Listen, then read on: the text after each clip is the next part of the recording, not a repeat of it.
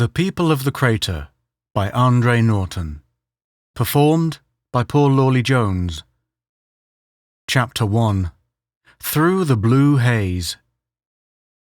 6 months and 3 days after the Peace of Shanghai was signed, and the Great War of 1965–1970 declared at an end by an exhausted world, a young man huddled on a park bench in New York, staring miserably at the gravel beneath his badly worn shoes. He had been trained to fill the pilot's seat in the control cabin of a fighting plane, and for nothing else. The search for a niche in civilian life had cost him both health and ambition. A newcomer dropped down on the other end of the bench. The flyer studied him bitterly. He had decent shoes, a warm coat, and that air of satisfaction with the world which is the result of economic security. Although he was well into middle age, the man had a compact grace of movement and an air of alertness. "Aren't you Captain Garin Featherstone?" Startled, the flyer nodded dumbly. From a plump billfold, the man drew a clipping and waved it toward his seatmate. 2 years before, Captain Garin Featherstone of the United Democratic Forces had led a perilous bombing raid into the wilds of Siberia to wipe out the vast expeditionary army secretly gathering there. It had been a spectacular affair and had brought the survivors some fleeting fame. "You're the sort of chap I've been looking for." The stranger folded the clipping again. "A flyer with courage, initiative, and brains. The man who led that raid is worth investing in." "What's the proposition?" asked Featherstone wearily. He no longer believed in luck. "I'm Gregory Farson," the other returned, as if that should answer the question. "The Antarctic man?" "Just so. As you have probably heard, I was halted on the eve of my last expedition by the sudden spread of war to this country. Now I am preparing to sail south again." "But I don't see how you can help me." "Very simple, Captain Featherstone. I need pilots. Unfortunately, the war has disposed of most of them. I'm lucky to contact one such as yourself." And it was as simple as that. But Garin didn't really believe that it was more than a dream until they touched the glacial shores of the polar continent some months later. As they brought ashore the 3 large planes, he began to wonder at the driving motive behind Farson's vague plans. When the supply ship sailed, not to return for a year, Farson called them together.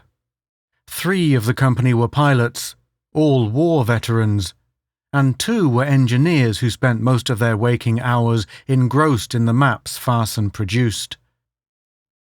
"Tomorrow," the leader glanced from face to face, "we start inland. Here." On a map spread before him, he indicated a line marked in purple. 10 years ago, I was a member of the Verdane expedition. Once, when flying due south, our plane was caught by some freakish air current and drawn off its course. When we were totally off our map, we saw in the distance a thick, bluish haze. It seemed to rise in a straight line from the ice plain to the sky.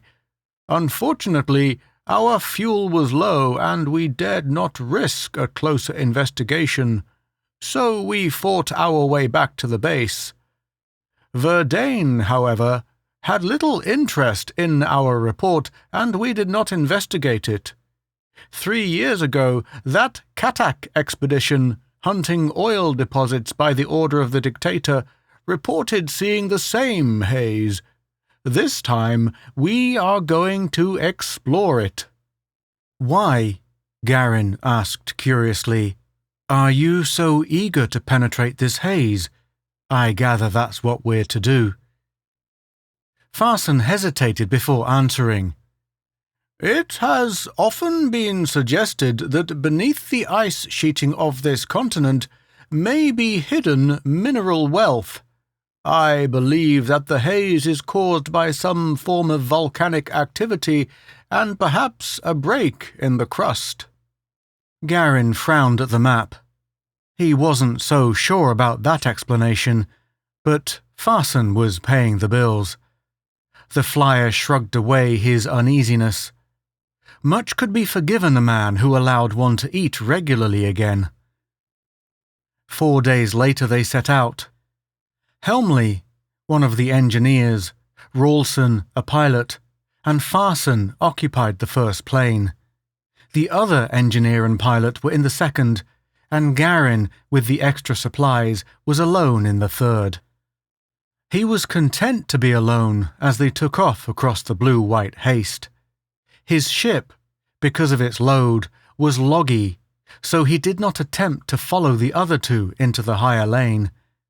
They were in communication by radio, and Garin, as he snapped on his earphones, remembered something Farson had said that morning. "The haze affects radio. On our trip near it, the static was very bad. Almost," with a laugh, "like speech in some foreign tongue." As they roared over the ice, Garin wondered if it might have been speech, from perhaps a secret enemy expedition, such as the Katak one. In his sealed cockpit, he did not feel the bite of the frost, and the ship rode smoothly. With a little sigh of content, he settled back against the cushions, keeping to the course set by the planes ahead and above him. Some 5 hours after they had left the base, Garin caught sight of a dark shadow far ahead. At the same time, Farson's voice chattered in his earphones. "That's it. Set course straight ahead." The shadow grew until it became a wall of purple-blue from earth to sky. The first plane was quite close to it, diving down into the vapor. Suddenly, the ship rocked violently and swung earthward as if out of control. Then it straightened and turned back. Garin could hear Farson demanding to know what was the matter, but from the first plane there was no reply. As Farson's plane kept going, Garin throttled down. The actions of the first ship indicated trouble. What if that haze were a toxic gas? "Close up, Featherstone!" barked Farson suddenly. He obediently drew ahead until they flew wing to wing. The haze was just before them, and now Garin could see movement in it, oily, impenetrable billows. The motors bit into it. There was clammy, foggy moisture on the windows. Abruptly, Garin sensed that he was no longer alone. Somewhere in the empty cabin behind him was another intelligence, a measuring power. He fought furiously against it, against the very idea of it. But after a long, terrifying moment, while it seemed to study him, it took control. His hands and feet still manipulated the ship, but it flew. On the ship hurtled through the thickening mist. He lost sight of Farson's plane, and though he was still fighting against the will which overrode his struggles grew weaker. Then came the order to dive into the dark heart of the purple mists. Down they whirled. Once, as the haze opened, Garin caught a glimpse of tortured grey rock seamed with yellow. Farson had been right. Here the ice crust was broken. Down and down. If his instruments were correct, the plane was below sea level now. The haze thinned and was gone. Below spread a plain cloaked in vivid green. Here and there reared clumps of what might be trees. He saw, too, the waters of a yellow stream. But there was something terrifyingly alien about that landscape. Even as he circled above it, Garin rested to break the grip of the will that had brought him there. There came a crackle of sound in his earphones, and at that moment, the presence withdrew. The nose of the plane went up in obedience to his own desire. Frantically, he climbed away from the green land. Again, the haze absorbed him. He watched the moisture bead on the windows. Another 100 feet or so, and he would be free of it, and that unbelievable world beneath. Then, with an ominous sputter, the port engine conked out. The plane lurched and slipped into a dive. Down it whirled again into the steady light of the green land. Trees came out of the ground, huge fern-like plants with crimson-scaled trunks. Toward a clump of these the plane swooped. Frantically, Garin fought the controls. The ship steadied. The dive became a fast glide. He looked for an open space to land. Then he felt the landing gear scrape some surface. Directly ahead loomed one of the fern trees. The plane sped toward the long fronds. There came a ripping crash, the splintering of metal and wood. The scarlet cloud gathering before Garin's eyes turned black. Chapter 2. The Folk of Tav. Garin returned to consciousness through a red mist of pain. He was pinned in the crumpled mass of metal which had once been the cabin. Through a rent in the wall close to his head thrust a long spike of green, shredded leaves still clinging to it. He lay and watched it, not daring to move lest the pain prove more than he could bear. It was then that he heard the pattering sound outside. It seemed as if soft hands were pushing and pulling at the wreck. The tree branch shook, and a portion of the cabin wall dropped away with a clang. Garin turned his head slowly. Through the aperture was clambering a goblin figure. It stood about 5 feet tall, and it walked upon its hind legs in human fashion, but the legs were short and stumpy, ending in feet with 5 toes of equal length. Slender, shapely arms possessed small hands with only 4 digits. The creature had a high, well-rounded forehead, but no chin, the face being distinctly lizard-like in contour.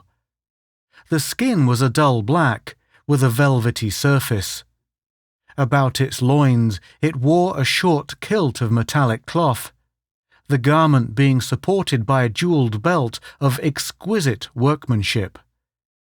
For a long moment the apparition eyed Garin, and it was those golden eyes, fixed unwinkingly on his, which banished the flyer's fear. There was nothing but great pity in their depths. The lizard man stooped and brushed the sweat-dampened hair from Garin's forehead. Then he fingered the bonds of metal which held the flyer, as if estimating their strength. Having done so, he turned to the opening and apparently gave an order, returning again to squat by Garin. 2 more of his kind appeared, to tear away the ruins of the cockpit. Though they were very careful, Garin fainted twice before they had freed him. He was placed on a litter swung between 2 clumsy beasts which might have been small elephants, except that they lacked trunks and possessed 4 tusks each. They crossed the plain to the towering mouth of a huge cavern, where the litter was taken up by 4 of the lizard folk. The flyer lay staring up at the roof of the cavern. In the black stone had been carved fronds and flowers in bewildering profusion. Shining motes, giving off faint light, sifted through the air. At times as they advanced, these gathered in clusters and the light grew brighter. Midway down a long corridor, the bearers halted while their leader pulled upon a knob on the wall. An oval door swung back, and the party passed through.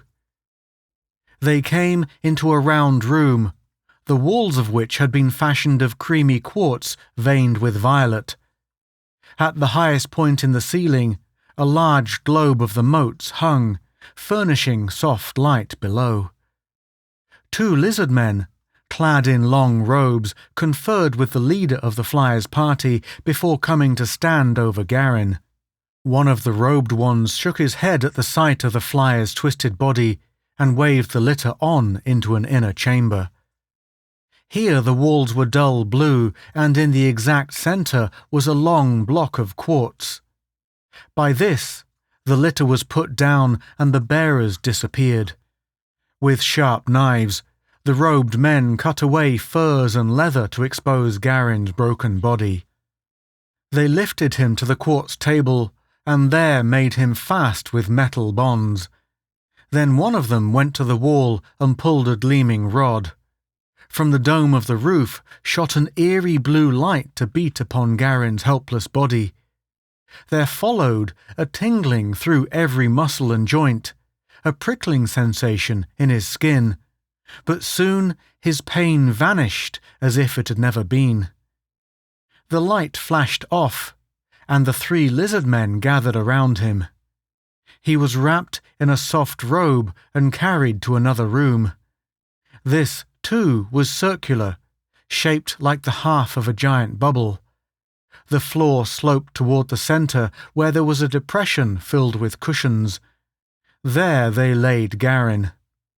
At the top of the bubble, a pinkish cloud formed. He watched it drowsily until he fell asleep. Something warm stirred against his bare shoulder.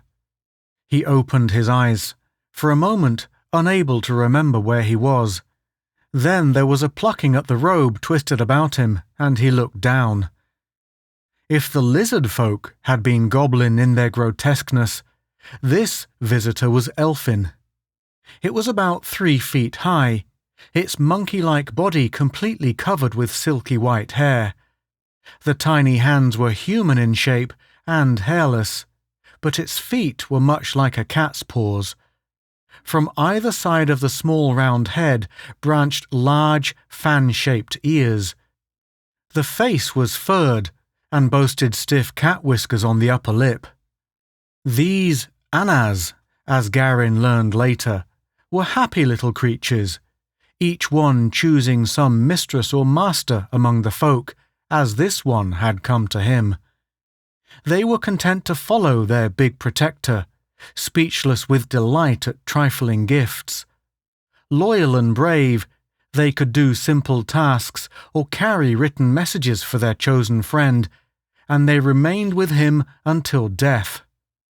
They were neither beast nor human, but rumoured to be the result of some experiment carried out eons ago by the Ancient Ones. After patting Garin's shoulder, the Ana touched the flyer's hair wonderingly, comparing the bronze lengths with its own white fur. Since the folk were hairless, hair was a strange sight in the caverns.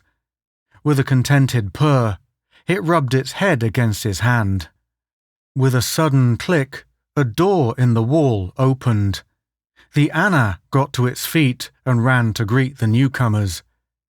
The chieftain of the folk, he who had first discovered Garin, entered, followed by several of his fellows. The flyer sat up.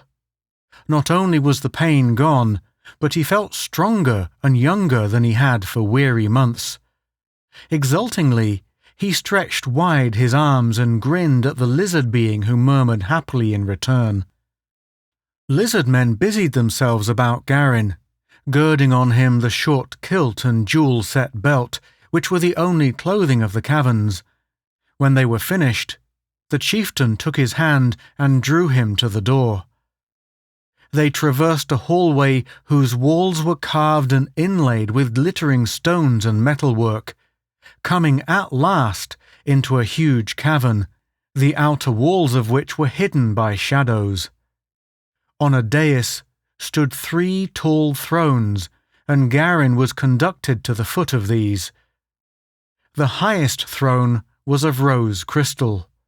On its right was one of green jade, worn smooth by centuries of time, At the left was the third, carved of a single block of jet. The rose throne and that of jet were unoccupied, but in the seat of jade reposed one of the folk. He was taller than his fellows, and in his eyes, as he stared at Garin, was wisdom and a brooding sadness. "It is well." The words resounded in the flyer's head. "We have chosen wisely. This youth is fit to mate with the daughter, but he will be tried as fire tries metal. He must win the daughter forth and strive with Kepta." A hissing murmur echoed through the hall. Garin guessed that hundreds of the folk must be gathered here. "Urg," the being on the throne commanded. The chieftain moved a step toward the dais. "Do you take this youth and instruct him, and then will I speak with him again, for—" sadness colored the words now. "We would have the rose throne filled again, and the black one blasted into dust. Time moves swiftly." The chieftain led a wandering Garin away. Chapter 3. Garin hears of the Black Ones. Urg brought the flyer into one of the bubble-shaped rooms which contained a low, cushioned bench facing a metal screen, and here they seated themselves. What followed was a language lesson. On the screen appeared objects which Urg would name, to have his sibilant uttering repeated by Garin. As the American later learned, the ray treatment he had undergone had quickened his mental powers, and in an incredibly short time he had a working vocabulary. Judging by the pictures, the lizard folk were the rulers of the crater world, although there were other forms of life there. The elephant-like Tand was a beast of burden. The squirrel-like Eron lived underground and carried on a crude agriculture in small clearings, coming shyly twice a year to exchange grain for a liquid rubber produced by the folk. Then there was the Gibby, a monstrous bee, also friendly to the lizard people. It supplied the cavern dwellers with wax, and in return, the folk gave the Gibby colonies shelter during the unhealthful times of the Great Mists. Highly civilized were the folk. They did no work by hand, except the finer kinds of jewel setting and carving. Machines wove their metal cloth.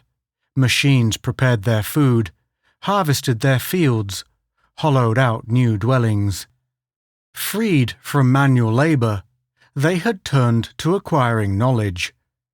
Urg projected on the screen pictures of vast laboratories and great libraries of scientific lore.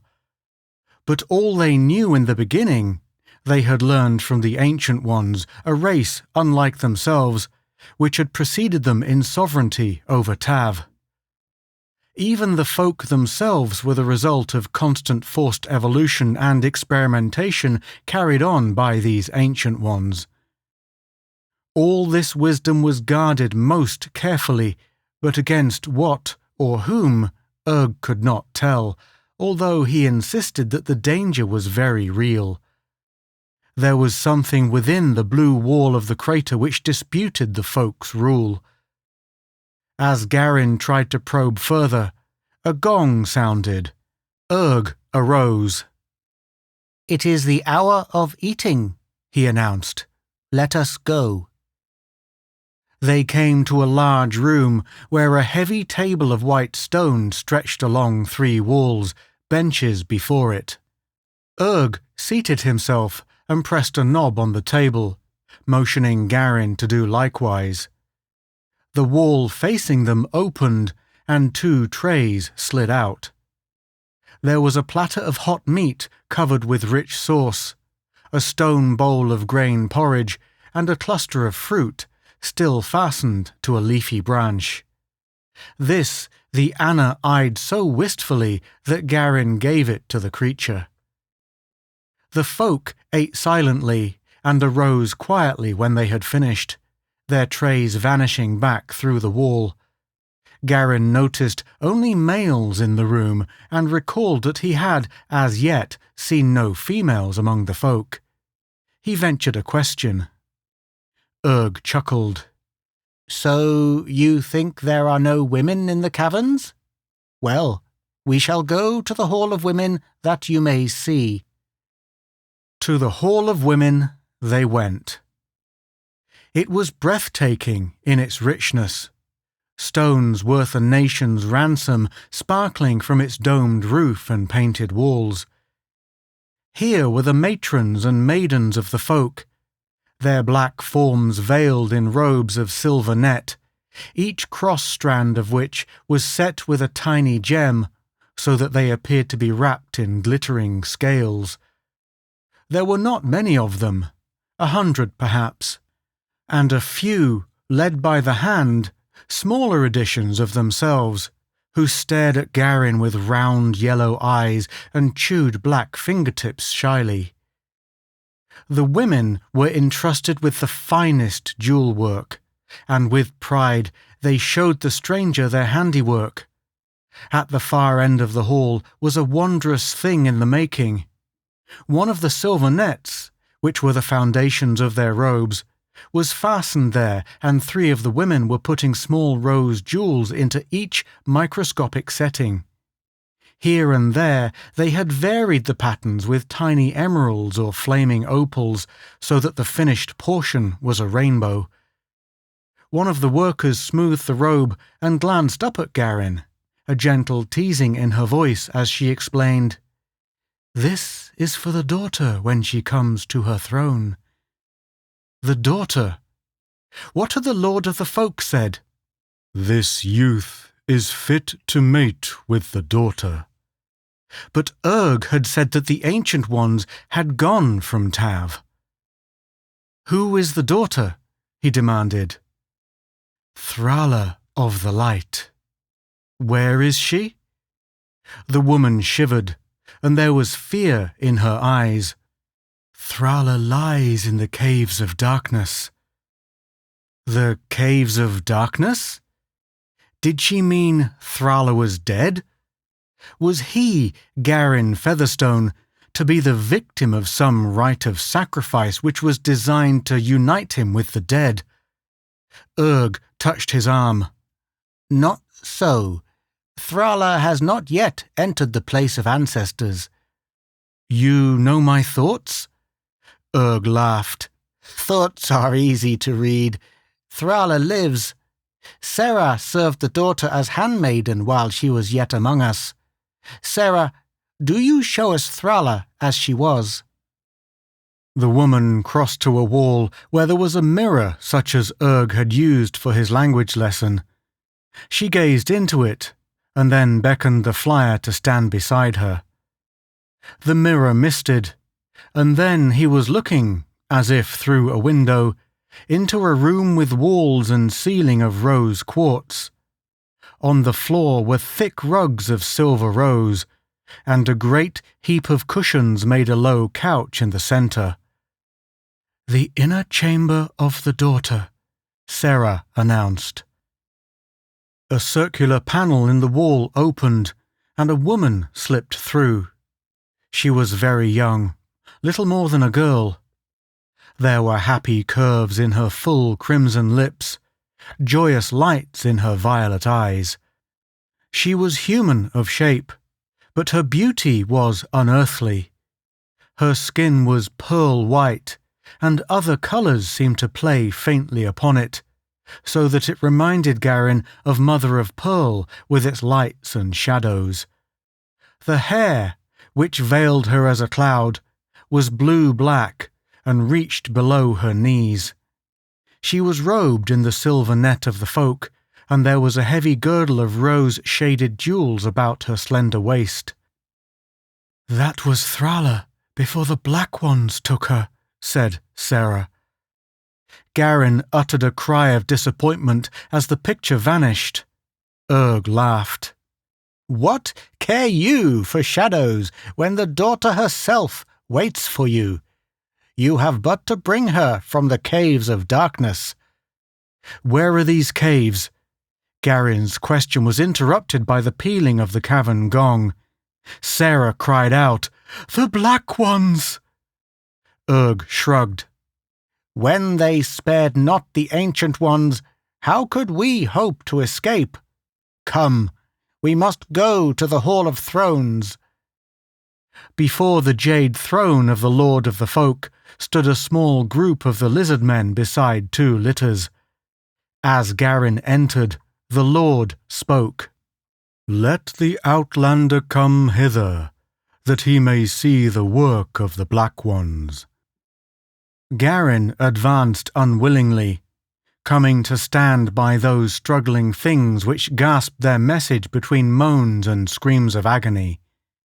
They were men of the folk, but their black skins were green with rot. The Lord leaned forward on his throne. "It is well," he said. "You may depart." As if obeying his command, the tortured things let go of the life to which they had clung and were still. "Look upon the work of the Black Ones," the ruler said to Garin. "Jiv and Betf were captured while on a mission to the Gibi of the cliff. It seems that the Black Ones needed material for their laboratories. They seek even to give the daughter to their workers of horror." A terrible cry of hatred arose from the hall, and Garin's jaw set. To give that fair vision he had just seen to such a death as this. "Jiv and Betf were imprisoned close to the daughter, and they heard the threats of Kepta. Our brothers, stricken with foul disease, were sent forth to carry the plague to us. But they swam through the pool of boiling mud. They have died, but the evil died with them. And I think that while we breed such as they, the Black Ones shall not rest easy. Listen now, Outlander, to the story of the Black Ones and the Caves of Darkness, of how the Ancient Ones brought the folk up from the slime of a long-dried sea and made them great, and of how the Ancient Ones at last went down to their destruction. Chapter 4. The Defeat of the Ancient Ones. In the days before the lands of the outer world were born of the sea, before even the land of the sun, Mu, and the land of the sea, Atlantis, arose from molten rock and sand, there was land here in the far south. A sere land of rock plains and swamps where slimy life mated, lived, and died. Then came the Ancient Ones from beyond the stars. Their race was already older than this earth. Their wise men had watched its birth-rending from the sun, and when their world perished, taking most of their blood into nothingness, a handful fled hither. But when they climbed from their spaceship, it was into hell, for they had gained, in place of their loved home, bare rock and stinking slime. They blasted out this Tav and entered into it with the treasures of their flying ships, and also certain living creatures captured in the swamps. From these they produced the folk, the Gibi, the Tand, and the land-tending Eron. Among these, the folk were eager for wisdom and climbed high, but still the learning of the Ancient Ones remained beyond their grasp. During the eons the Ancient Ones dwelt within their protecting wall of haze. The outer world changed. Cold came to the north and south. The land of sun and the land of sea arose to bear the foot of true man. On their mirrors of seeing, the Ancient Ones watched man-life spread across the world. They had the power of prolonging life, but still the race was dying. From without must come new blood. So certain men were summoned from the land of the sun. Then the race flourished for a space. The Ancient Ones decided to leave Tav for the outer world, but the sea swallowed the land of sun. Again, in the time of the land of sea, the stock within Tav was replenished, and the Ancient Ones prepared for exodus. Again the sea cheated them. Those men left in the outer world reverted to savagery. Since the Ancient Ones would not mingle their blood with that of almost beasts, they built the haze wall stronger and remained. But a handful of them were attracted by the forbidden, and secretly they summoned the beast men.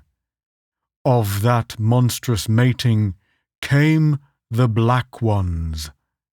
They live but for the evil they may do, and the power which they acquired is debased and used to forward cruelty. At first their sin was not discovered. When it was, the others would have slain the offspring but for the law which forbids them to kill. They must use their power for good, or it departs from them. So they drove the Black Ones to the southern end of Tav, and gave them the caves of darkness. Never were the Black Ones to come north of the river of gold, nor were the Ancient Ones to go south of it. For perhaps 2,000 years the Black Ones kept the law, but they worked, building powers of destruction. While matters rested thus, the Ancient Ones searched the world, seeking men by whom they could renew the race. Once there came men from an island far to the north. 6 lived to penetrate the mists and take wives among the daughters. Again they called the yellow-haired men of another breed great sea rovers. But the Black Ones called too. As the Ancient Ones searched for the best, the Black Ones brought in great workers of evil. And, at last, they succeeded in shutting off the channels of sending thought so that the Ancient Ones could call no more.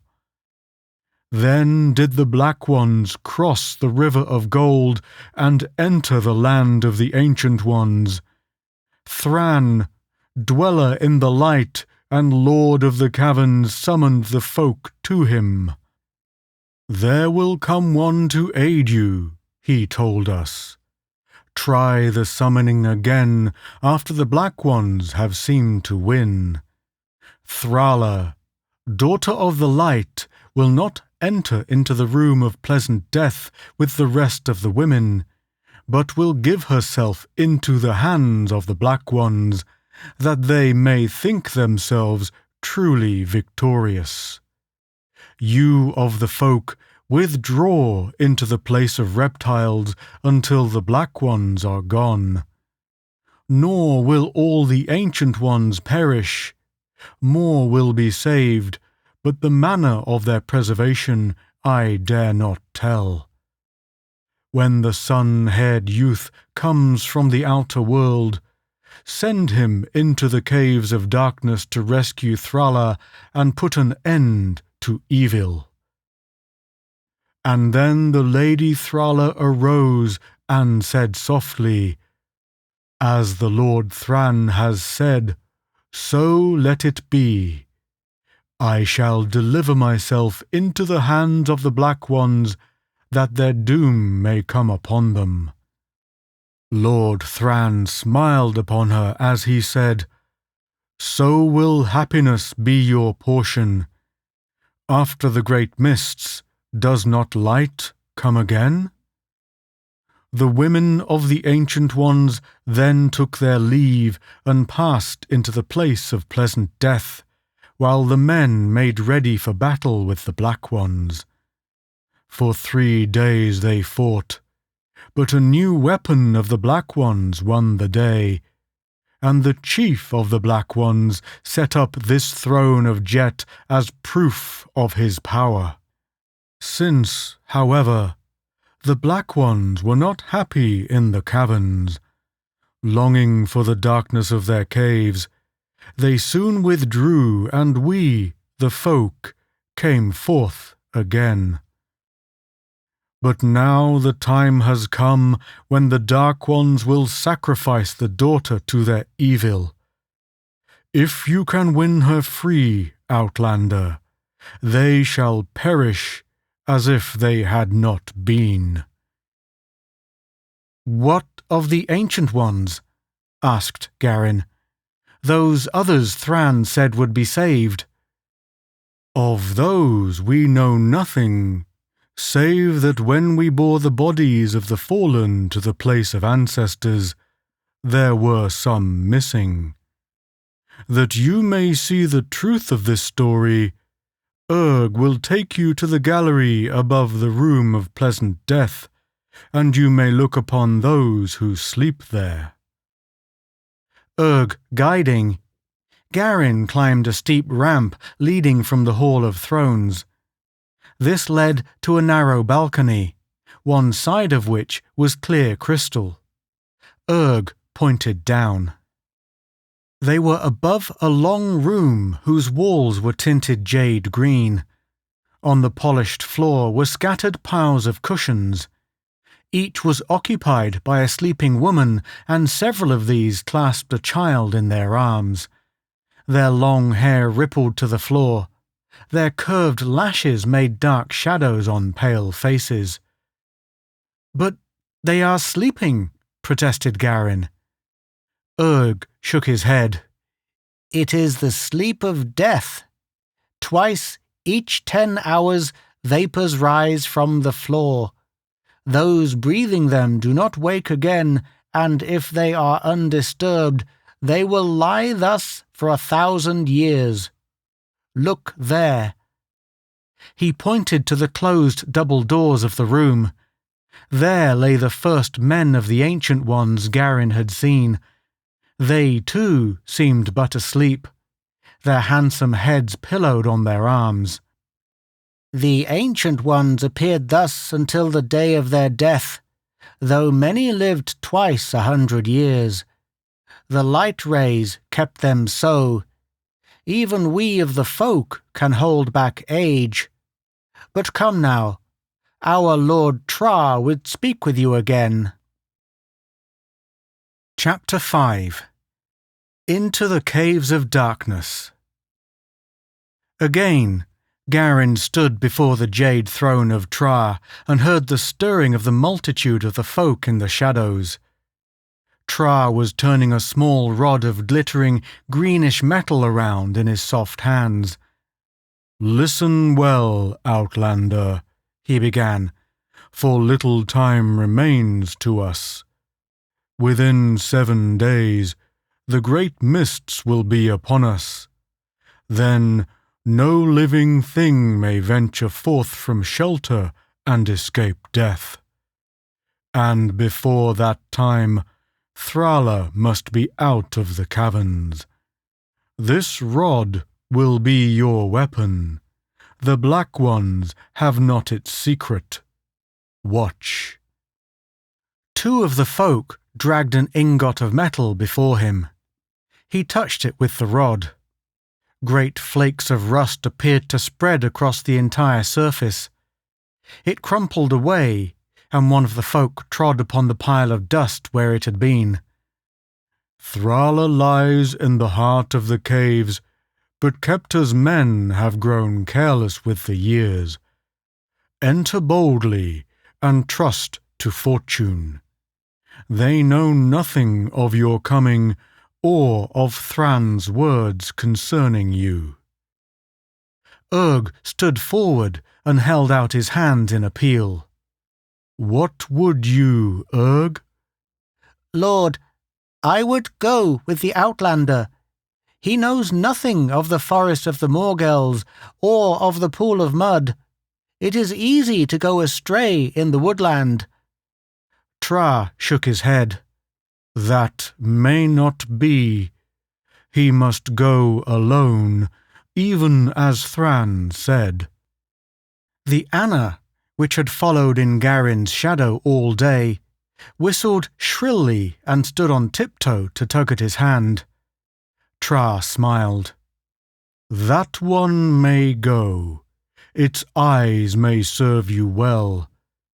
Urg will guide you to the outer portal of the Place of Ancestors and set you upon the road to the caves. Farewell, Outlander, and may the spirits of the Ancient Ones be with you." Garin bowed to the ruler of the folk and turned to follow Urg. Near the door stood a small group of women. Sarah pressed forward from them, holding out a small bag. "Outlander," she said hurriedly, "when you look upon the daughter, speak to her of Sarah, for I have awaited her many years." He smiled. "That I will." "If you remember, Outlander, I am a great lady among the folk and have my share of suitors, yet I think I could envy the daughter. Nay, I shall not explain that," she laughed mockingly. "You will understand in due time. Here is a packet of food.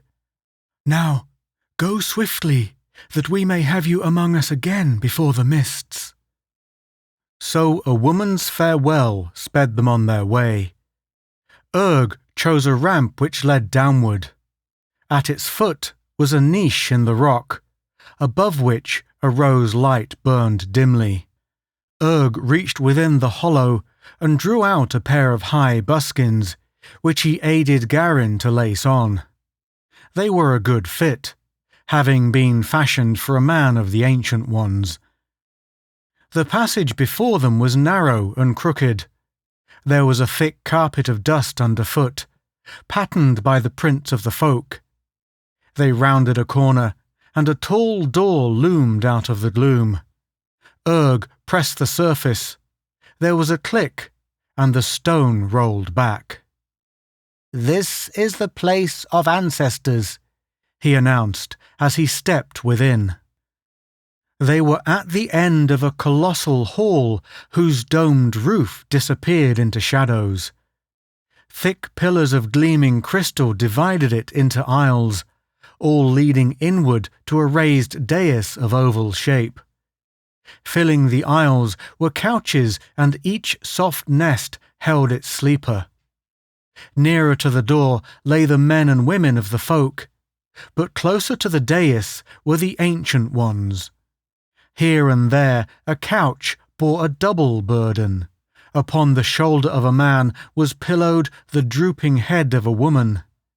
Urg stopped beside such a one. "See, Outlander, here was one who was called from your world.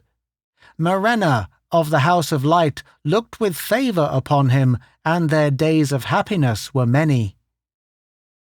The man on the couch had red gold hair, and on his upper arm was a heavy band of gold whose mate Garin had once seen in a museum. A son of pre-Norman Ireland. Urg traced with a crooked finger the archaic lettering carved upon the stone base of the couch. Lovers in the light sleep sweetly. The light returns on the appointed day. Who lies there? Garin motioned to the dais. The first ancient ones. Come, look upon those who made this Tav. On the dais, the couches were arranged in 2 rows, and between them, in the centre, was a single couch raised above the others. 50 men and women lay as if but resting for the hour, smiles on their peaceful faces, but weary shadows beneath their eyes. There was an unhuman quality about them which was lacking in their descendants. Urg advanced to the high couch and beckoned Garin to join him. A man and a woman lay there, the woman's head upon the man's breast. There was that in their faces which made Garin turn away.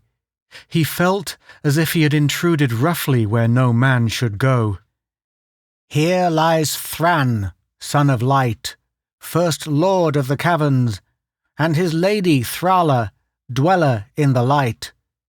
So have they lain 1,000,000 years, and so will they lie until this planet rots to dust beneath them. They led the folk out of the slime and made Tav. Such as they we shall never see again. They passed silently down the aisles of the dead. Once Garin caught sight of another fair-haired man, perhaps another outlander, since the ancient ones were all dark of hair. Urg paused once more before they left the hall. He stood by the couch of a man wrapped in a long robe whose face was ravaged with marks of agony. Urg spoke a single name: Thran. So this was the last Lord of the Caverns. Garin leaned closer to study the dead face, but Urg seemed to have lost his patience. He hurried his charge on to a panel door. This is the southern portal of the caverns, he explained. Trust to the Anna to guide you, and beware of the boiling mud. Should the Morgels scent you, kill quickly. They are the servant of the Black Ones. May fortune favour you, Outlander. The door was open, and Garin looked out upon Tav.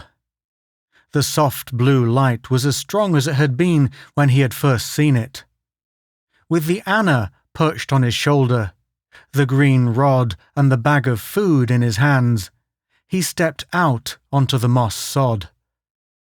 Urg raised his hand in salute, and the door clicked into place. Garin stood alone, pledged to bring the daughter out of the caves of darkness. There is no night or day in Tav, since the blue light is steady. But the folk divide their time by artificial means. However, Garin, being newly come from the rays of healing, felt no fatigue. As he hesitated, the Anna chattered and pointed confidently ahead. Before them was a dense wood of fern trees.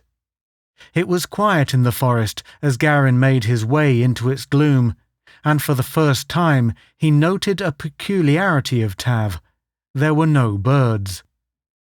The portion of the woodland they had to traverse was but a spur of the forest to the west. After an hour of travel, they came out upon the bank of a sluggish river. The turbid waters of the stream were a dull saffron colour. This, thought Garin, must be the River of Gold, the boundary of the lands of the Black Ones. He rounded a bend to come upon a bridge, so old that time itself had worn its stone angles into curves. The bridge gave on a wide plain where tall grass grew sere and yellow. To the left was a hissing and bubbling, and a huge wave of boiling mud arose in the air. Garin choked in a wind thick with chemicals which blew from it. He smelled and tasted the sulphur-tainted air all across the plain. and he was glad enough to plunge into a small fern grove which half concealed a spring. There he bathed his head and arms, while the Anna pulled open Sarah's food bag. Together they ate the cakes of grain and the dried fruit. When they were done, the Anna tugged at Garin's hand and pointed on. Cautiously, Garin wormed his way through the thick underbrush until, at last, he looked out into a clearing and, at its edge, the entrance of the Black One's caves. 2 tall pillars, carved into the likeness of foul monsters, guarded a rough-edged hole. A fine, greenish mist whirled and danced in its mouth. The flyer studied the entrance. There was no life to be seen. He gripped the destroying rod and inched forward. Before the green mist, he braced himself and then stepped within. Chapter 6. Kepta's second prisoner. The green mist enveloped Garin. He drew into his lungs hot, moist air faintly tinged with a scent of sickly sweetness, as from some hidden corruption. Green motes in the air gave forth little light and seemed to cling to the intruder. With the Anna pattering before him, the American started down a steep ramp, the soft soles of his buskins making no sound. At regular intervals along the wall, niches held small statues, and about each perverted figure was a crown of green motes. The Anna stopped, its large ears outspread as if to catch the faintest murmur of sound. From somewhere under the earth came the howls of a maddened dog. The Anna shivered, creeping closer to Garin. Down led the ramp, growing narrower and steeper, and louder sounded the insane, coughing howls of the dog. Then the passage was abruptly barred by a grille of black stone. Garin peered through its bars at a flight of stairs leading down into a pit. From the pit arose snarling laughter. Padding back and forth were things which might have been conceived by demons. They were sleek, rat-like creatures, hairless and large as ponies. Red saliva dripped from the corners of their sharp jaws, but in the eyes, which they raised now and then toward the grill, there was intelligence. These were the Morgels, watchdogs and slaves of the Black Ones. From a second pair of stairs directly across the pit arose a moaning call. A door opened and 2 men came down the steps. The Morgels surged forward, but fell back when whips were cracked over their heads. The masters of the Morgels were human in appearance. Black loincloths were twisted about them, and long, wing-shaped cloaks hung from their shoulders. On their heads, completely masking their hair, were cloth caps which bore ragged crests not unlike coxcombs. As far as Garin could see, they were unarmed except for their whips. A second party was coming down the steps. Between 2 of the Black Ones struggled a prisoner. He made a desperate and hopeless fight of it, but they dragged him to the edge of the pit before they halted. The Morgels, intent upon their promised prey, crouched before them. 5 steps above were 2 figures to whom the guards looked for instructions. One was a man of their race, of slender, handsome body and evil, beautiful face. His hand lay possessively on the arm of his companion. It was Thrala who stood beside him, her head proudly erect. The laughter curves were gone from her lips. There was only sorrow and resignation to be read there now. But her spirit burned like a white flame in her eyes. "Look," her warder ordered. "Does not Kepta keep his promises? Shall we give Dantan into the jaws of our slaves, or will you unsay certain words of yours, Lady Thrala?" The prisoner answered for her. "Kepta, son of vileness, Thrala is not for you. Remember, beloved one," he spoke to the daughter, "the day of deliverance is at hand." Garin felt a sudden emptiness. The prisoner had called Thrala beloved with the ease of one who had the right. "I await Thrala's answer," Kepta returned evenly. And her answer he got. "Beast among beasts, you may send Dantan to his death. You may heap all manner of insult and evil upon me, but still I say the daughter is not for your touch. Rather, I will cut the line of life with my own hands, taking upon me the punishment of the Elder Ones. To Dantan," she smiled down upon the prisoner, "I say farewell. We shall meet again beyond the curtain of time." She held out her hands to him. "Thrala, dear one." One of his guards slapped a hand over the prisoner's mouth, putting an end to his words. But now Thrala was looking beyond him, straight at the grill which sheltered Garin. Kepta pulled at her arm to gain her attention. "Watch! Thus do my enemies die. To the pit with him." The guards twisted their prisoner around, and the Morgels crept closer, their eyes fixed upon that young, writhing body. Garin knew that he must take a hand in the game. The Anna was tugging him to the right, and there was an open archway leading to a balcony running around the side of the pit. Those below were too entranced by the coming sport to notice the invader. But Thrala glanced up, and Garin thought that she sighted him. Something in her attitude attracted Kepta. He too looked up. For a moment, he stared in stark amazement, and then he thrust the daughter through the door behind him. "Ho, Outlander!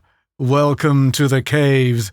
So, the folk have meddled." "Greeting, Kepta." Garin hardly knew whence came the words which fell so easily from his tongue. "I have come, as was promised, to remain until the Black Throne is no more." "Not even the Morgels boast before their prey lies limp in their jaws," flashed Kepta. "What manner of beast are you?"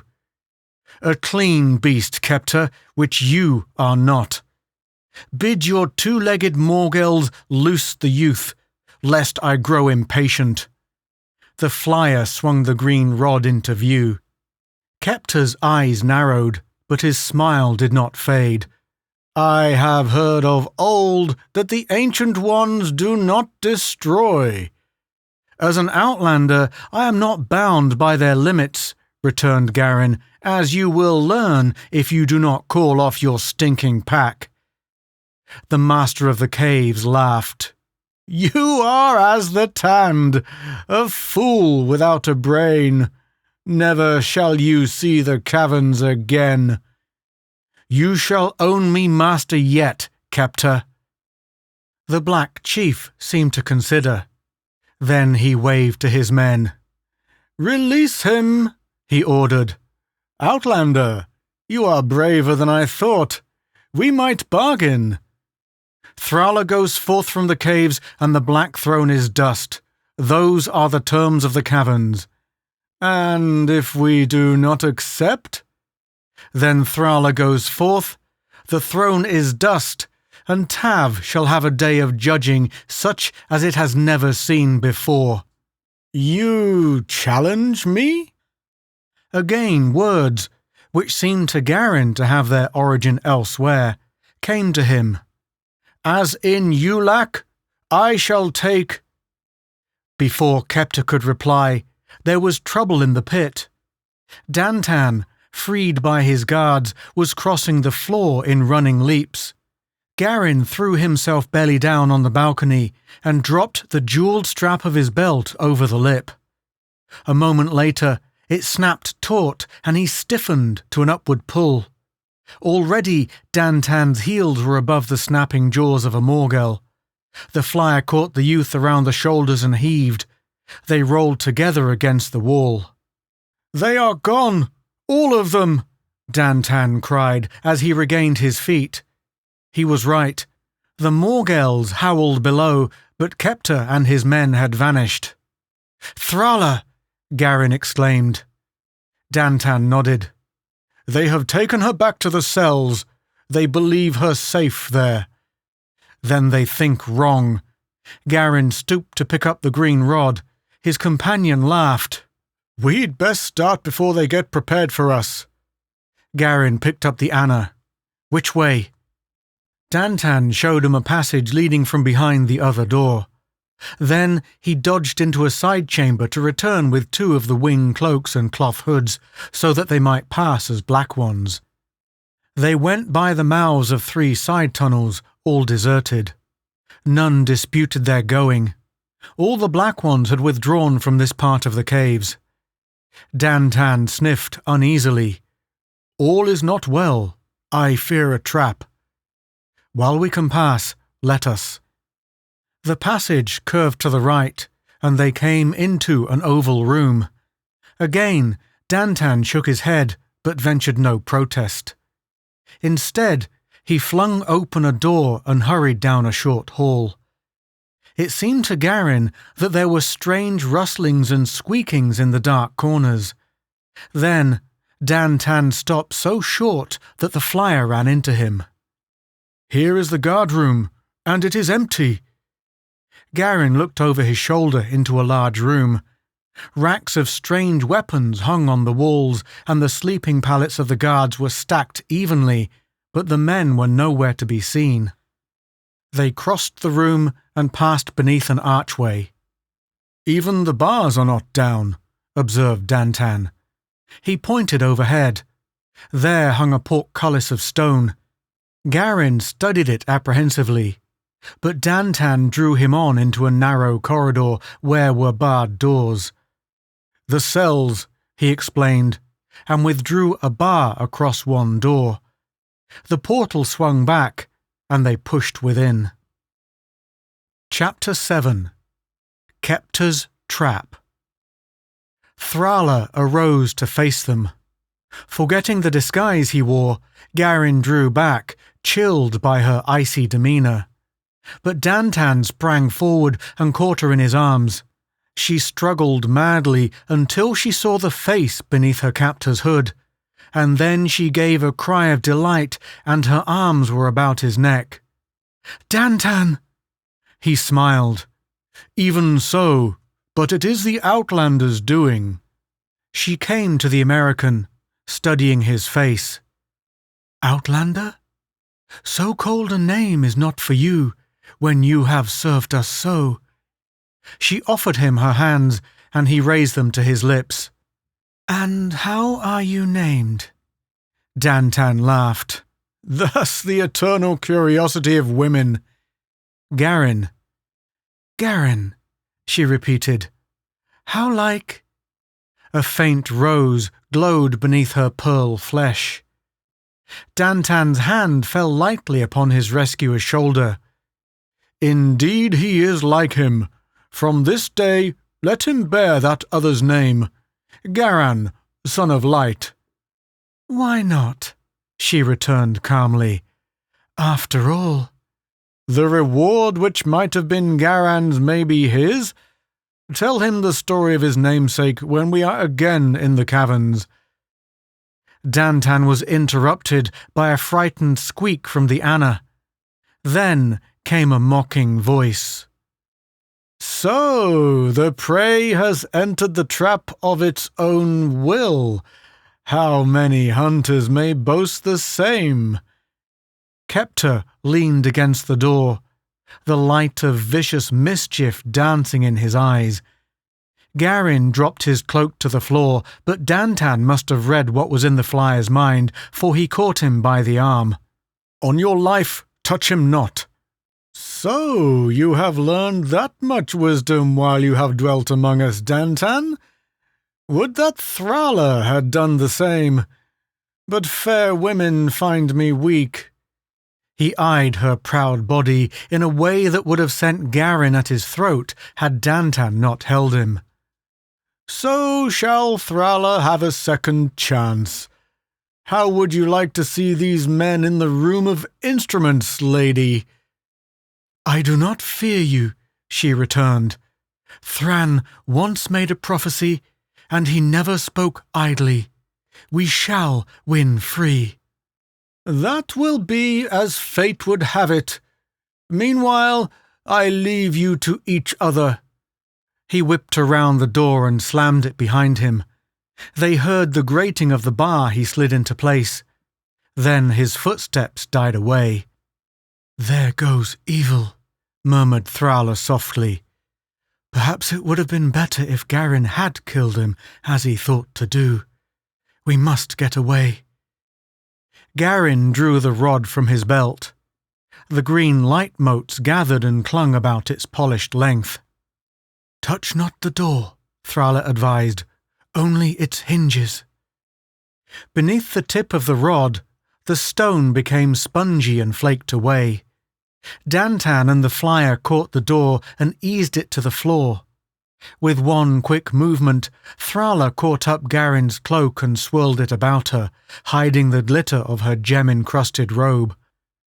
There was a curious, cold lifelessness about the air of the corridor, the light-bearing motes vanishing as if blown out. "Hurry," the daughter urged. "Kepta is withdrawing the living light, so that we will have to wander in the dark."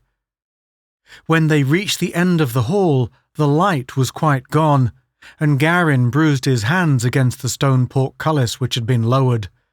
From somewhere on the other side of the barrier came rippling laughter. "Oh, Outlander," called Kepta mockingly. "You will get through easily enough when you remember your weapon, but the dark you cannot conquer so easily, nor that which runs the halls." Garin was already busy with the rod. Within 5 minutes, their way was clear again. But Thrala stopped them when they would have gone through. "Kepta has loosed the hunters." "The hunters?" "The Morgels and others," explained Dantan. "The Black Ones have withdrawn, and only death comes this way, and the Morgels see in the dark. So does the Anna." "Well thought of," agreed the son of the Ancient Ones. "It will lead us out." As if in answer, there came a tug at Garin's belt. Reaching back, he caught Thrala's hand and knew that she had taken Dantan's. So linked, they crossed the guardroom. Then the Anna paused for a long time, as if listening. There was nothing to see but the darkness which hung about them like the smothering folds of a curtain. "Something follows us," whispered Dantan. "Nothing to fear," stated Thrala. "It dare not attack. It is, I think, of Kepta's fashioning, and that which has not true life dreads death above all things. It is going."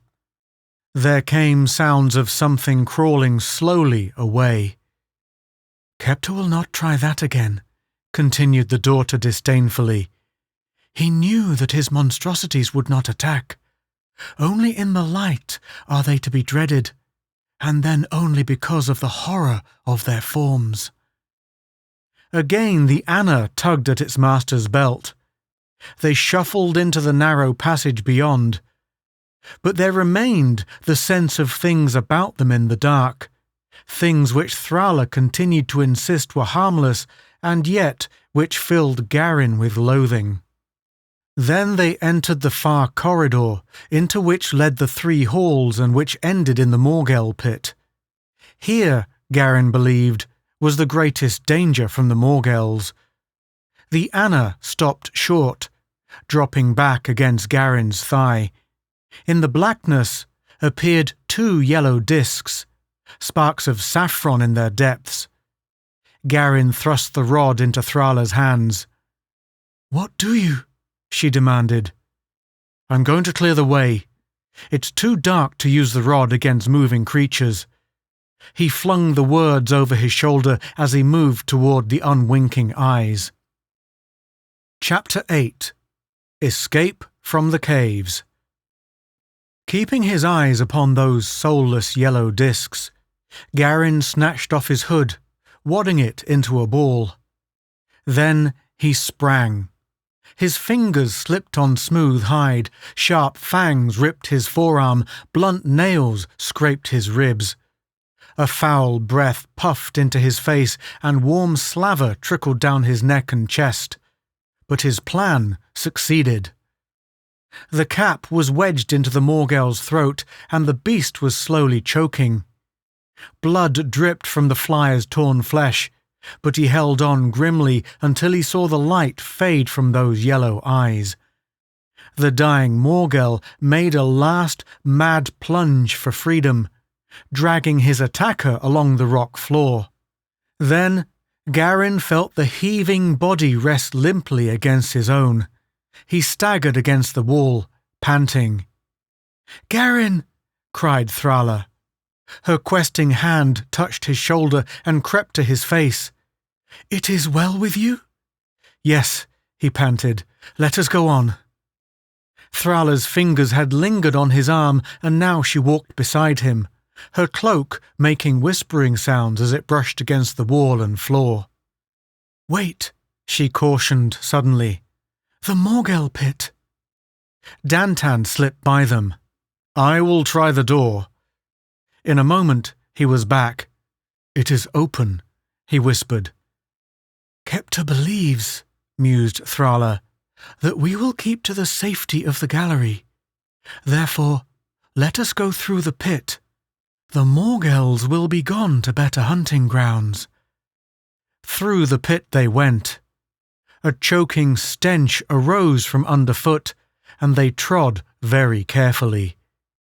They climbed the stairs on the far side, unchallenged, Dantan leading. "The rod here, Garin," he called. "This door is barred." Garin pressed the weapon into the other's hand and leaned against the rock. He was sick and dizzy. The long, deep wounds on his arm and shoulder were stiffening and ached with a biting throb. When they went on, he panted with effort. They still moved in darkness, and his distress passed unnoticed. "This is wrong," he muttered, half to himself. "We go too easily." And he was answered out of the blackness. "Well noted, Outlander. But you go free for the moment, as does Thrala and Dantan. Our full accounting is not yet. And now, farewell until we meet again in the Hall of Thrones. I could find it in me to applaud your courage, Outlander. Perhaps you will come to serve me yet." Garin turned and threw himself toward the voice, bringing up with bruising force against rock wall. Kepta laughed. "Not with the skill of the bull Tand will you capture me." His second laugh was cut cleanly off, as if a door had been closed. In silence, the three hurried up the ramp. Then, as through a curtain, they came into the light of Tav. Thrala let fall her drab cloak, stood with arms outstretched in the craterland. Her sparkling robe sheathed her in glory, and she sang softly, wrapped in her own delight. Then Dantan put his arm about her. She clung to him, staring about as might a beauty-bewildered child.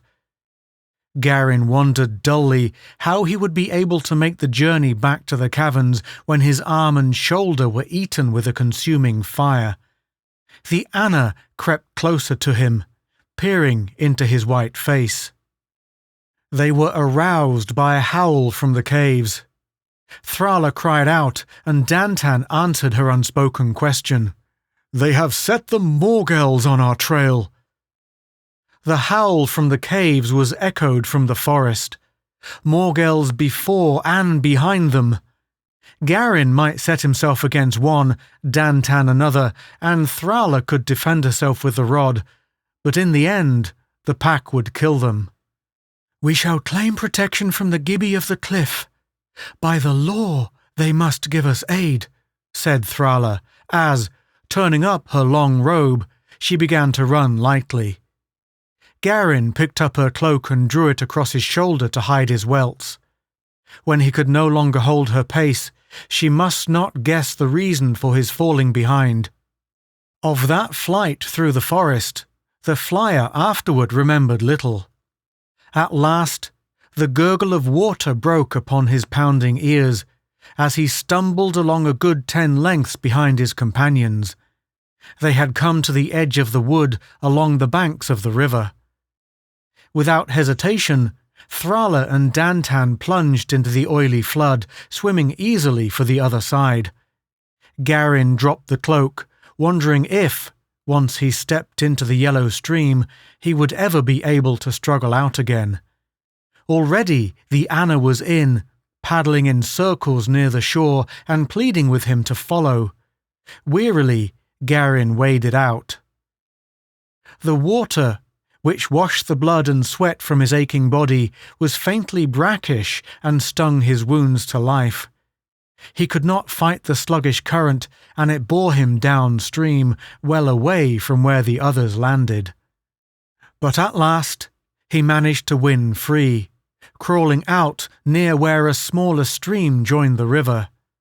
There he lay panting, face down upon the moss. And there they found him, water dripping from his bedraggled finery, the Anna stroking his muddied hair. Thrala cried out with concern and pillowed his head on her knees while Dantan examined his wounds.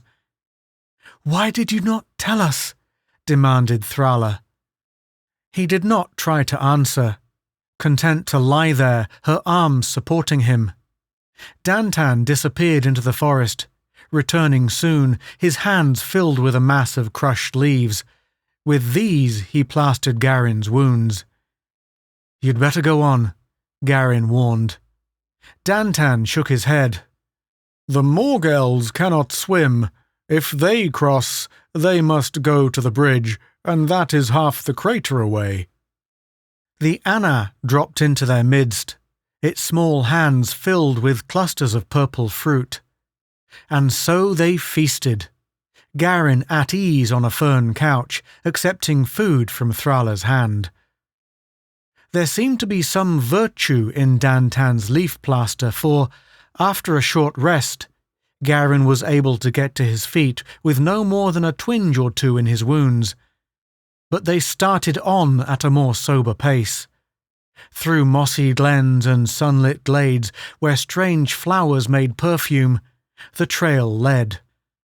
The stream they followed branched twice before, on the edge of meadowland, they struck away from the guiding water toward the crater wall.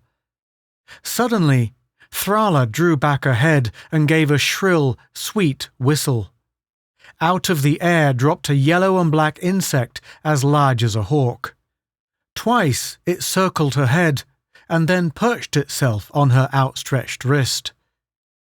Its swollen body was jet black, its curving legs, 3 to a side, chrome yellow. The round head ended in a sharp beak, and it had large, many-faceted eyes. The wings, which lazily tested the air, were black and touched with gold. Thrala rubbed the round head while the insect nuzzled affectionately at her cheek. Then she held out her wrist again, and it was gone. "We shall be expected now, and may pass unmolested." Shortly, they became aware of a murmuring sound. The crater wall loomed ahead, dwarfing the trees at its base. "There is the city of the Gibi," remarked Dantan. Clinging to the rock were the towers and turrets of many 8-sided cells. "They are preparing for the mists," observed Thrala. "We shall have company on our journey to the caverns." They passed the trees and reached the foot of the wax skyscrapers which towered dizzily above their heads. A great cloud of the Gibi hovered about them. Garin felt the soft brush of their wings against his body, and they crowded each other jealously to be near Thrala. The soft hush-hush of their wings filled the clearing as one large Gibi of outstanding beauty approached. The commoners fluttered off, and Thrala greeted the Queen of the Cells as an equal. Then she turned to her companions with the information the Gibi Queen had to offer. "We are just in time. Tomorrow the Gibi leave. The Morgels have crossed the river and are out of control. Instead of hunting us, they have gone to ravage the forest lands. All Tav has been warned against them, but they may be caught by the mist and so destroyed. We are to rest in the cliff hollows, and one shall come for us when it is time to leave." The Gibi withdrew to the cell combs after conducting their guests to the rock hollows. Chapter 9. Days of Preparation. Garin was awakened by a loud murmuring. Dantan knelt beside him. "We must go. Even now the Gibi seal the last of the cells." They ate hurriedly of cakes of grain and honey, and, as they feasted, the Queen again visited them. The first of the swarm were already winging eastward. With the Gibi nation hanging like a storm cloud above them, the three started off across the meadow.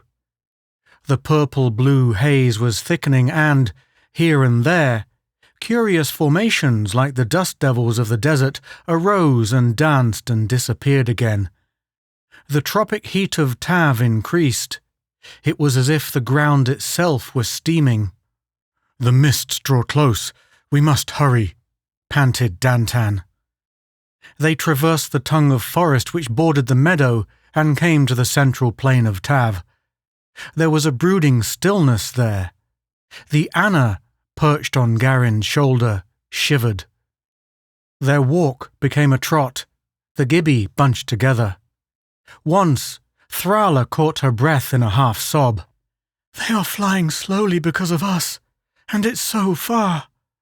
"Look," Dantan pointed at the plain. "The Morgels." The Morgel pack, driven by fear, ran in leaping bounds. They passed within 100 yards of the three, yet did not turn from their course, though several snarled at them. "They are already dead," observed Dantan. "There is no time for them to reach the shelter of the caves." Splashing through a shallow brook, the three began to run. For the first time, Thrala faltered and broke pace. Garin thrust the Anna into Dantan's arms and, before she could protest, swept the girl into his arms. The haze was denser now, settling upon them as a curtain. Black hair, finer than silk, whipped across Garin's throat. Thrala's head was on his shoulder, her heaving breasts arched as she gasped the sultry air. "They keep watch," shouted Dantan. Piercing the gloom were pinpoints of light. A dark shape grazed Garin's head, one of the Gibi Queen's guards. Then, abruptly, they stumbled into a throng of the folk, one of whom reached for Thrala with a crooning cry. It was Serra, welcoming her mistress. Thrala was borne away by the women, leaving Garin with a feeling of desolation. "The mists, Outlander."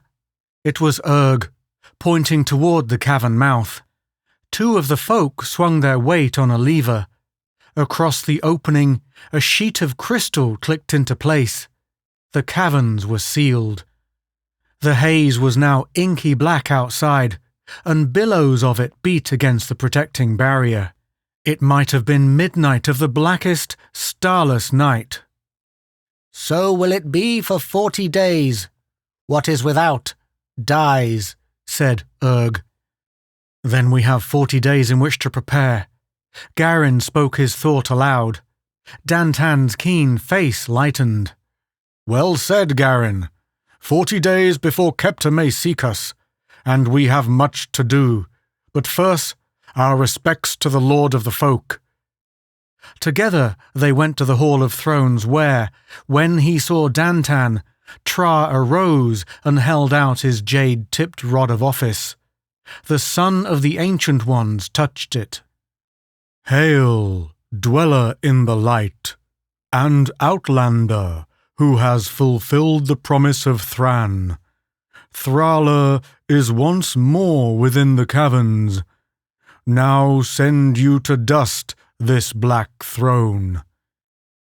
Garin, nothing loath, drew the destroying rod from his belt, but Dantan shook his head. "The time is not yet, Tra. Kepta must finish the pattern he began. 40 days have we, and then the Black Ones come." Tra considered thoughtfully. "So, that be the way of it. Thran did not see another war, but he saw an end to Kepta." Tra straightened as if some burden had rolled from his thin shoulders. "Well do you speak, Lord. When there is one to sit upon the Rose Throne, what have we to fear? Listen, O ye folk. The light has returned to the caverns." His cry was echoed by the gathering of the folk. "And now, Lord," he turned to Dantan with deference, "what are your commands? For the space of one sleep I shall enter the chamber of renewing with this outlander, who is no longer an outlander, but one, Garin, accepted by the daughter according to the law. And while we rest, let all be made ready.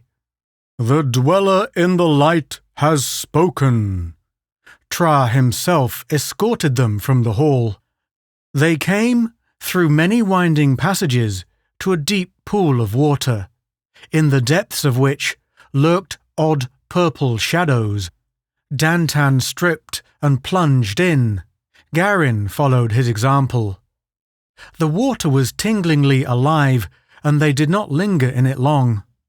From it, they went to a bubble room such as the one Garin had rested in after the bath of light rays, and on the cushions in its centre stretched their tired bodies.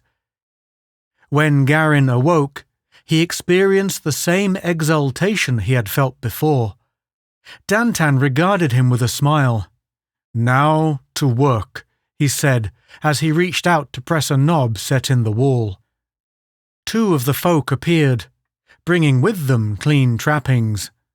After they dressed and broke their fast, Dantan started for the laboratories. Garin would have gone with him, but Sarah intercepted them. "There is one who would speak with Lord Garin." Dantan laughed. "Go," he ordered the American. "Thrala's commands may not be slighted."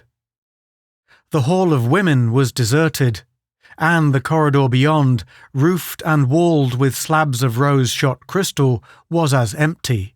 Sarah drew aside a golden curtain, and they were in the audience chamber of the daughter. A semicircular dais of the clearest crystal, heaped with rose and gold cushions, faced them. Before it, a fountain, in the form of a flower nodding on a curved stem, sent a spray of water into a shallow basin. The walls of the room were divided into alcoves by marble pillars, each one curved in the semblance of a fern frond. From the domed ceiling, on chains of twisted gold, 7 lamps, each wrought from a single yellow sapphire, gave soft light. The floor was a mosaic of gold and crystal. 2 small Annas, who had been playing among the cushions, pattered up to exchange greetings with Garin's. But of the mistress of the chamber there was no sign. Garin turned to Sarah, but before he could phrase his question, she asked mockingly, "Who is the Lord Garin that he cannot wait with patience?" But she left in search of the daughter. Garin glanced uneasily about the room. This jewelled chamber was no place for him. He had started toward the door when Thrala stepped within. Greetings to the daughter. His voice sounded formal and cold, even to himself. Her hands, which had been outheld in welcome, dropped to her sides. A ghost of a frown dimmed her beauty. "Greetings, Garin," she returned slowly.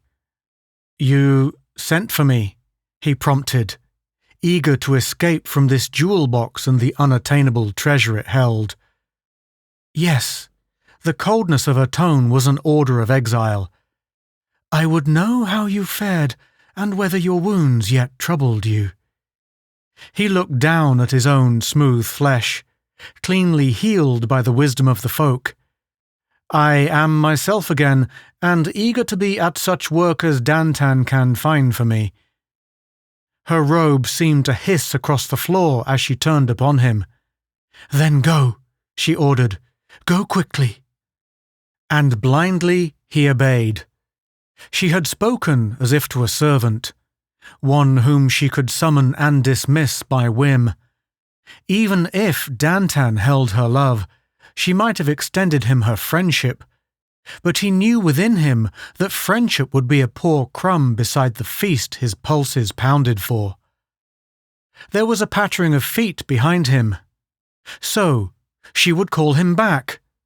His pride sent him on. But it was Sarah, her head thrust forward until she truly resembled a reptile. "Fool! Morgel!" she spat. "Even the Black Ones did not treat her so. Get you out of the place of women, lest they divide your skin among them." Garin broke free, not heeding her torrent of reproach.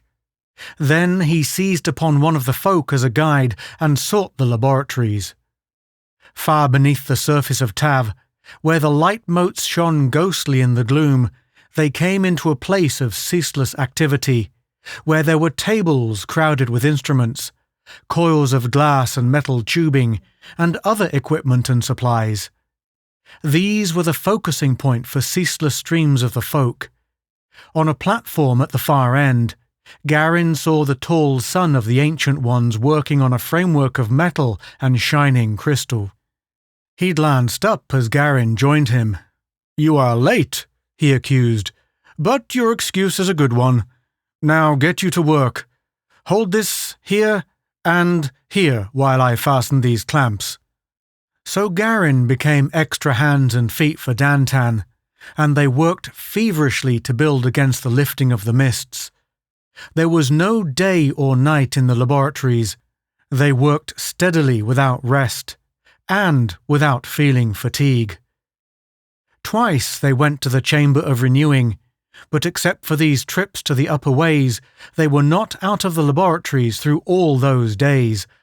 Of Thrala there was no sign, nor did anyone speak of her. The cavern dwellers were depending upon two defences, and evil green liquid to be thrown in frail glass globes, and a screen charged with energy. Shortly before the lifting of the mists, these arms were transported to the entrance and installed there. Dantan and Garin made a last inspection. "Kepta makes the mistake of underrating his enemies," Dantan reflected, feeling the edge of the screen caressingly. "When I was captured, on the day my people died, I was sent to the Black Ones' laboratories so that their seekers after knowledge might learn the secrets of the Ancient Ones. But I proved a better pupil than teacher, and I discovered the defense against the Black Fire. After I had learned that, Kepta grew impatient with my supposed stupidity and tried to use me to force Thrala to his will. For that, as for other things, shall he pay, and the paying will not be in coin of his own striking. Let us think of that." He turned to greet Urg and Tra and the other leaders of the folk, who had approached unnoticed. Among them stood Thrala, her gaze fixed upon the crystal wall between them and the thinning mist. She noticed Garin no more than she did the Annas playing with her train, and the women whispering behind her. But Garin stepped back into the shadows, and what he saw was not weapons of war, but cloudy black hair and graceful white limbs veiled in splendour. Urg and one of the other chieftains bore down upon the lever. With a protesting squeak, the glass wall disappeared into the rock. The green of Tav beckoned them out to walk in its freshness. It was renewed with lusty life. But in all that expanse of meadow and forest, there was a strange stillness. "Post sentries," ordered Dantan. "The Black Ones will come soon." He beckoned Garin forward as he spoke to Thrala. "Let us go to the Hall of Thrones."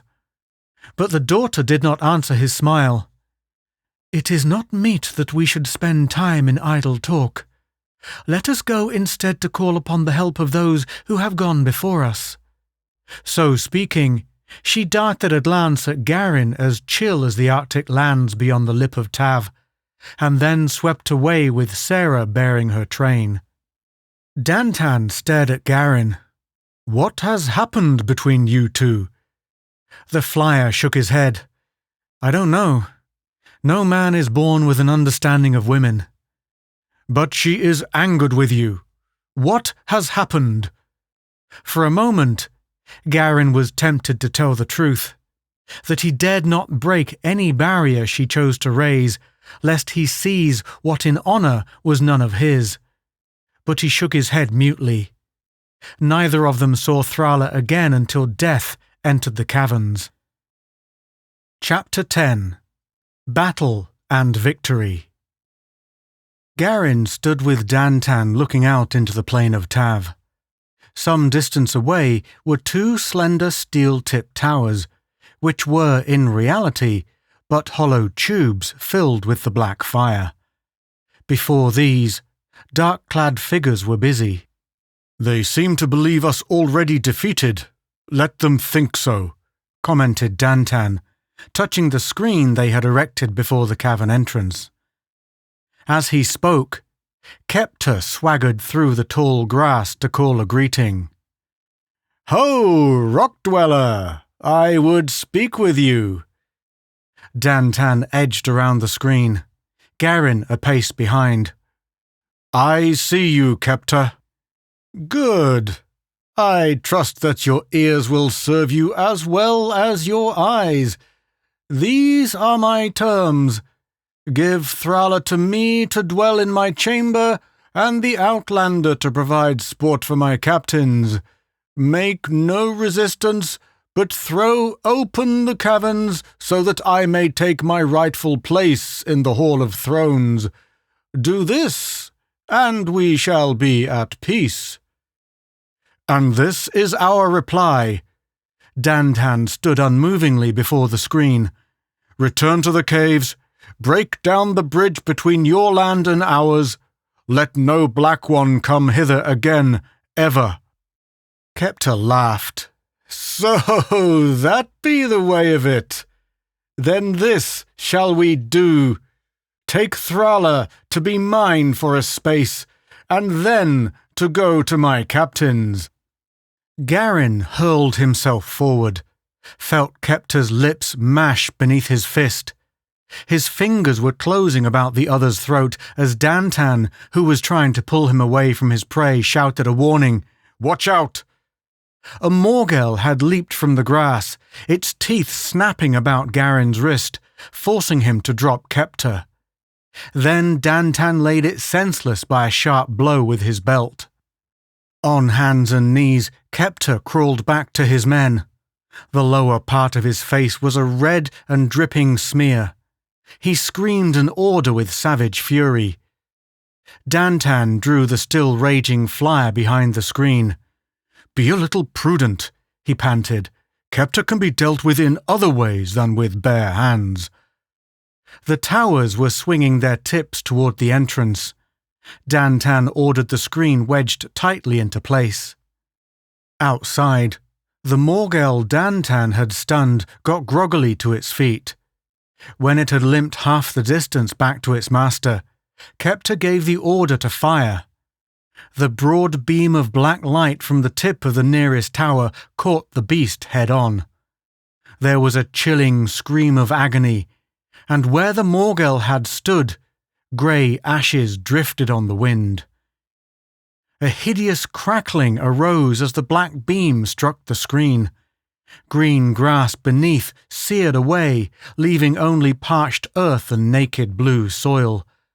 Those within the cavern crouched behind their frail protection, half blinded by the light from the seared grass, coughing from the chemical-ridden fumes which curled about the cracks of the rock. The beam faded out. Thin smoke plumed from the tips of the towers. Steam arose from the blackened ground. Dantan drew a deep breath. "It held," he cried, betraying at last the fear which had ridden him.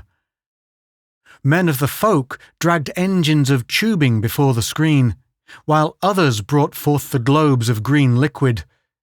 Dantan stood aside as if this matter were the business of the folk alone, and Garin recalled that the Ancient Ones were opposed to the taking of life.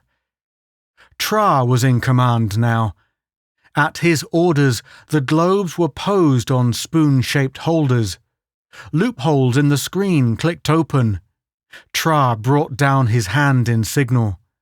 The globes arose lazily, sliding through the loopholes and floating out toward the towers.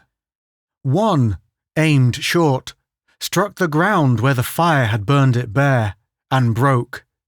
The liquid came forth sluggishly, forming a grey-green gas as the air struck it. Another spiral of gas arose almost at the foot of one of the towers, and then another, and another. There quickly followed a tortured screaming, which soon dwindled to a weak yammering. They could see shapes, no longer human or animal, staggering about in the fog. Dantan turned away, his face white with horror. Garin's hands were over his ears to shut out that crying.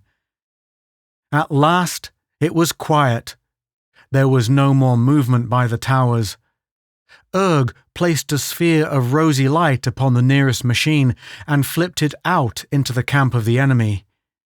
As if it were a magnet, it drew the green tendrils of gas to leave the air clear. Here and there lay shrunken, livid shapes, the towers brooding over them.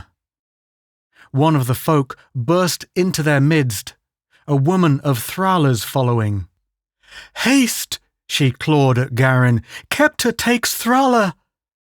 She ran wildly back the way she had come, with the American pounding at her heels.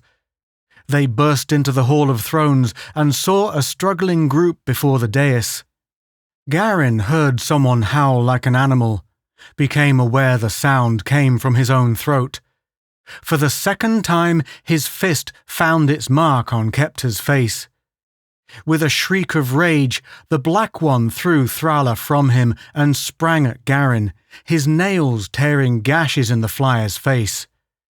Twice the American twisted free and sent bone-crushing blows into the other's ribs. Then he got the grip he wanted, and his fingers closed around Kepta's throat. In spite of the Black One's struggles, he held on until a limp body rolled beneath him. Panting, the American pulled himself up from the blood-stained floor and grabbed the arm of the Jade Throne for support. "Garin!" Thrala's arms were about him, her pitying fingers on his wounds, and in that moment he forgot Dantan, forgot everything he had steeled himself to remember. She was in his arms, and his mouth sought hers possessively. Nor was she unresponsive, but yielded as a flower yields to the wind. "Garin," she whispered softly. Then, almost shyly, she broke from his hold. Beyond her stood Dantan, his face white, his mouth tight. Garin remembered. And, a little mad with pain and longing, he dropped his eyes, trying not to see the loveliness which was Thrala. "So, Outlander, Thrala flies to your arms." Garin whirled about. Kepta was hunched on the broad seat of the jet throne. "No, I am not dead, Outlander. nor shall you kill me as you think to do. I go now, but I shall return. We have met and hated, fought and died before, you and I. You were a certain Garan, marshal of the air fleet of Yulak on a vanished world, and I was lord of Coom. That was in the days before the Ancient Ones pioneered space. You and I and Thrala, we are bound together, and even fate cannot break those bonds. Farewell, Garin. And do you, Thrala, remember the ending of that other Garan. It was not an easy one. With a last malicious chuckle, he leaned back in the throne. His battered body slumped. Then the sharp lines of the throne blurred. It shimmered in the light. Abruptly then, both it and its occupant were gone. They were staring at empty space, above which loomed the rose throne of the Ancient Ones. "He spoke true," murmured Thrala. "We have had other lives, other meetings. So will we meet again. But for the present, he returns to the darkness which sent him forth.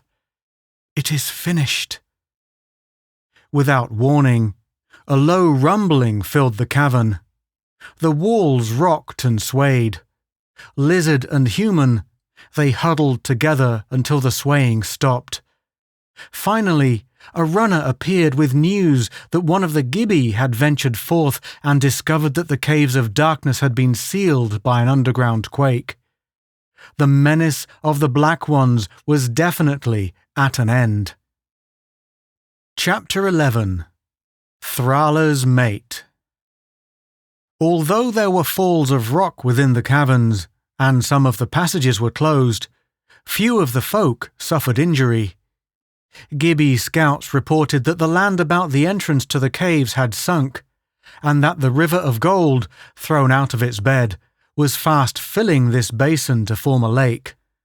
As far as they could discover, none of the Black Ones had survived the battle and the sealing of the caves, but they could not be sure that there was not a handful of outlaws somewhere within the confines of Tav.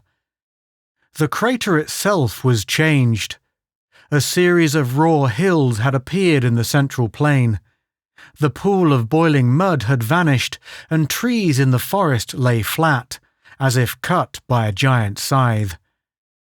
Upon their return to the cliff city, the Gibi found most of their wax skyscrapers in ruins, but they set about rebuilding without complaint. The squirrel farmers emerged from their burrows and were again busy in the fields. Garin felt out of place in all the activity that filled the caverns.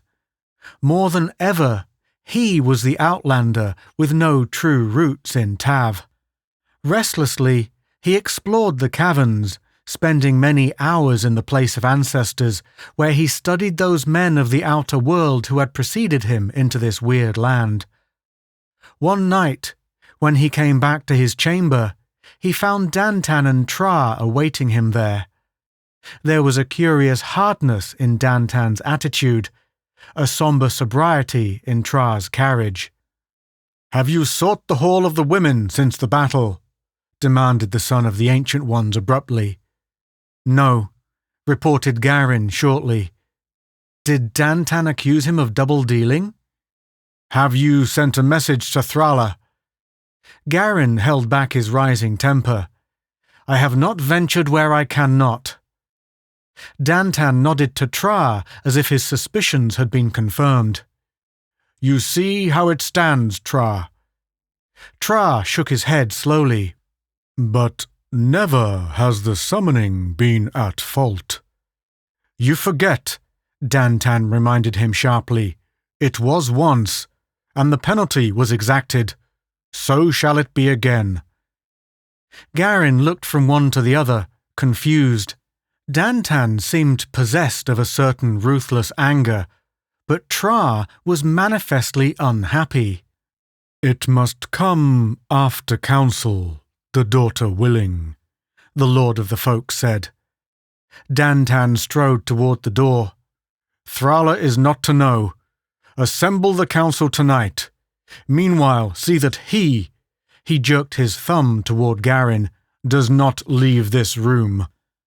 Thus Garin became a prisoner under the guard of the folk, unable to discover of what Dantan accused him, or how he had aroused the hatred of the cavern ruler, unless Dantan's jealousy had been aroused and he was determined to rid himself of a rival. Believing this, the flyer went willingly to the chamber where the judges waited. Dantan sat at the head of a long table, Tra at his right hand, and lesser nobles of the folk beyond. You know the charge. Dantan's words were tipped with venom as Garin came to stand before him. Out of his own mouth has this outlander condemned himself. Therefore I ask that you decree for him the fate of that outlander of the second calling who rebelled against the summoning. The outlander has admitted his fault? Questioned one of the folk. Tra inclined his head sadly. He did. As Garin opened his mouth to demand a stating of the charge against him, Dantan spoke again. What say you, lords? For a long moment they sat in silence, and then they bobbed their lizard heads in assent. Do as you desire, dweller in the light. Dantan smiled without mirth. Look, outlander. He passed his hand over the glass of the seeing mirror set in the tabletop. This is the fate of him who rebels. In the shining surface, Garin saw pictured a break in Tav's wall. At its foot stood a group of men of the Ancient Ones, and in their midst struggled a prisoner. They were forcing him to climb the crater wall. Garin watched him reach the lip and crawl over, to stagger across the steaming rock, dodging the scalding vapour of hot springs until he pitched face down in the slimy mud. Such was his ending, and so will you end. The calm brutality of that statement aroused Garin's anger. Rather would I die that way than linger in this den, he cried hotly. You, who owe your life to me, would send me to such a death without even telling me of what I am accused. Little is there to choose between you and Kepta after all, except that he was an open enemy. Dantan sprang to his feet, but Tra caught his arm. He speaks fairly. Ask him why he will not fulfill the summoning. While Dantan hesitated, Garin leaned across the table, flinging his words weapon-like straight into that cold face. I'll admit that I love Thrala, have loved her since that moment when I saw her on the steps of the Morgel pit in the caves. Since when has it become a crime to love that which may not be yours, if you do not try to take it? Tra released Dantan, his golden eyes gleaming. If you love her, claim her. It is your right. Do I not know, Garin turned to him, that she is Dantan's? Thran had no idea of Dantan's survival when he laid his will upon her. Shall I stoop to holding her to an unwelcome bargain? Let her go to the one she loves. Dantan's face was livid, and his hands, resting on the table, trembled. One by one, the lords of the folk slipped away, leaving the two face to face. And I thought to order you to your death. Dantan's whisper was husky as it emerged between dry lips. Garin, we thought you knew, and knowing, had refused her. Knew what? That I am Thran's son, and Thrala's brother. The floor swung beneath Garin's unsteady feet. Dantan's hands were warm on his shoulders. I am a fool, said the American slowly. Dantan smiled. A very honourable fool. Now get you to Thrala, who deserves to hear the full of this tangle." So it was that, with Dantan by his side, Garin walked for the second time down that hallway, to pass the golden curtains and stand in the presence of the daughter. She came straight from her cushions into his arms when she read what was in his face. They needed no words. And in that hour began Garin's life in Tav. You have been listening to The People of the Crater by Andre Norton, performed by Paul Lawley Jones.